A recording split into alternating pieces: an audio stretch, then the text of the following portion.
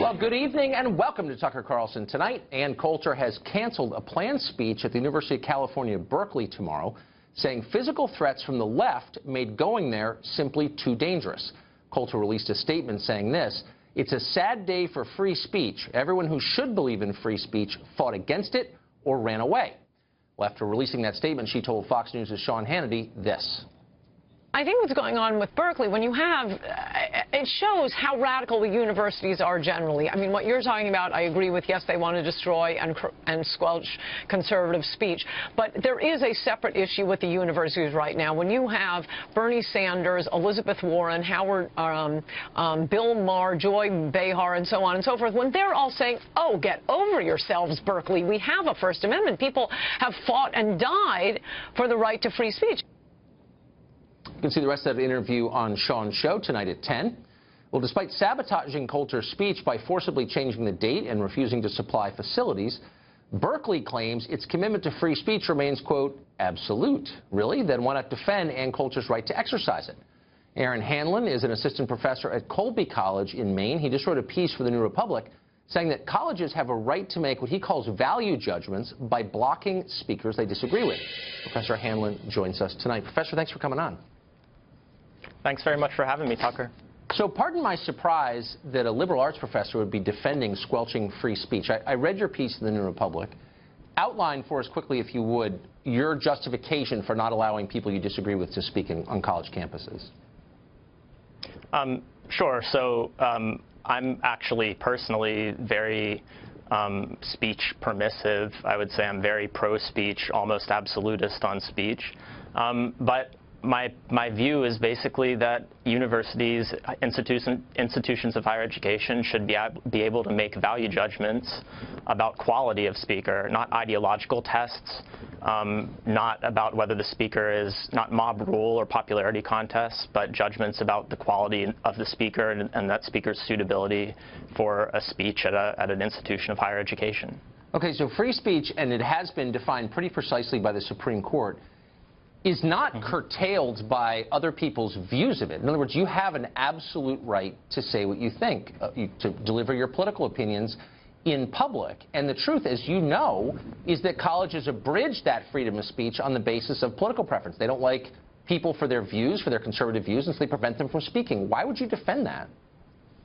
I wouldn't, in fact, and that's not the argument. The argument is not that there should be a test based on the political views of the speaker.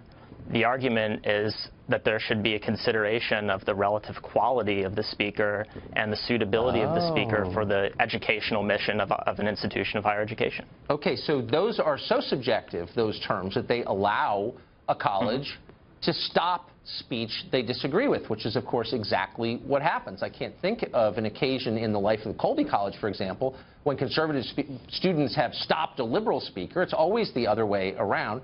So what are the criteria? Why is Ann Coulter, for example, who's raising big public policy issues, immigration, why is she not suitable?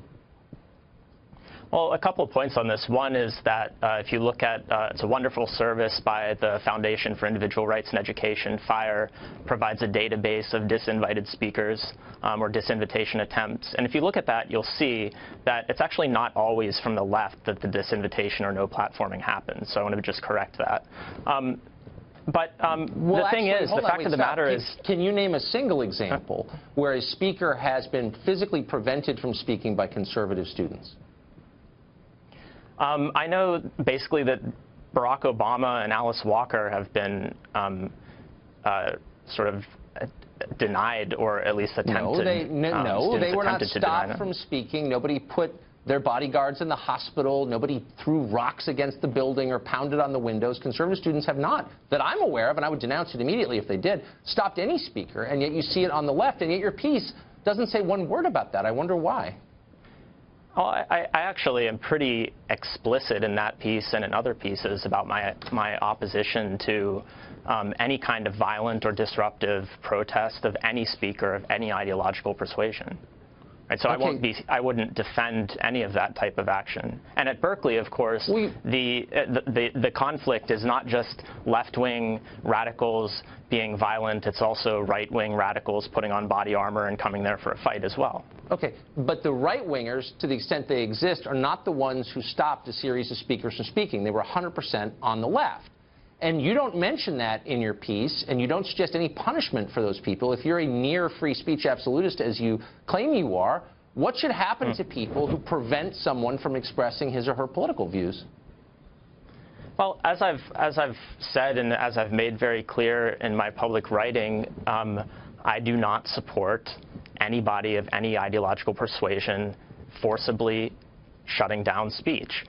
The issue is that conservative groups on campus have intelligently discerned a strategy whereby they invite speakers who are deliberately provocative, often not interested in actually debating ideas and fulfilling an educational mission in their visits to an institution. They invite those speakers, and quite frankly, a lot of people on the left fall into that trap.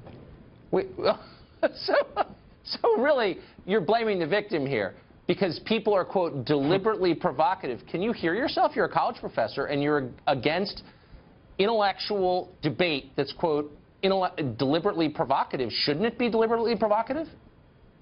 Intellectually provocative, I mean, intellectual debate was the word that you used, but I don't think I would characterize Milo putting up pictures of students and professors and at his talk and making fun of them as intellectually provocative. That's provocative. And there are plenty of places that students, faculty, and anybody else can go to get provocation that's not particularly well thought out.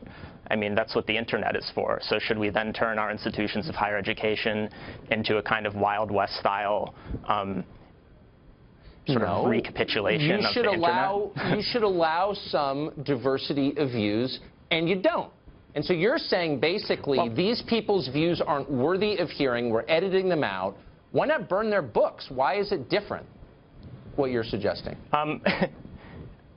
No, it's a serious question. Because you can read their books. No, I take the question seriously. I mean, the point is that a college has a mission that extends beyond simply provoking students with whatever material is out there. There's no ban on students reading Ann Coulter's books. But there's a ban there's on no hearing. ban on students getting involved in any kind of politics. There's a ban on hearing Ann Coulter on campus. And colleges, as you know, blame the speaker for inciting the violence of others who disagree. And I guess my question, as someone who says he supports free speech, where is the punishment for the people who are prohibiting the exercise of free speech? Why aren't you mad at them? You seem to be blaming the people who dare to have ideas you don't agree with. Oh, I mean, I'm of course mad at people who are shutting down speech forcibly, right? What should happen to them? I think that should they be expelled?